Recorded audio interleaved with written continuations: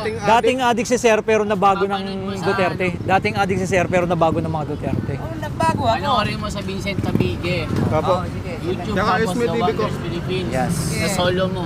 Ha? Thank you. Duterte kayo, Jigiro. Grabe no. Nagulat ako doon. Ako rin eh. Din ako. Kasi isipin nyo ha. mga Meron tao palang nakausap natin.